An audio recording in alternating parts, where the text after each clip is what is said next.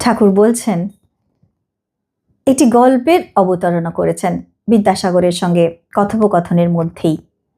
এই গল্পটি তিনি উল্লেখ করে বলছেন, আরও এগিয়ে যাও। কাঠুরে কাঠ কাটতে গেছিল। ব্রহ্মচারী বললে, এগিয়ে যাও। এগিয়ে গিয়ে দেখে চন্দন গাছ। আবার কিছুদিন পরে ভাবলে, তিনি এগিয়ে যেতে বলেছিলেন, চন্দন গাছ পর্যন্ত তো যেতে বলেন নাই। এগিয়ে গিয়ে দেখে রূপার খনি। আবার কিছুদিন পরে আরও এগিয়ে গিয়ে দেখে সোনার খনি। তারপর কেবল হীরা মানিক এই সব লয়ে একেবারে আন্ডিল হয়ে গেল। নিষ্কাম কর্ম করতে পারলে ঈশ্বরে ভালোবাসা হয়। ক্রমে তাঁর কৃপায় তাঁকে পাওয়া যায়, ঈশ্বরকে দেখা যায়, তার সঙ্গে কথা কওয়া যায়।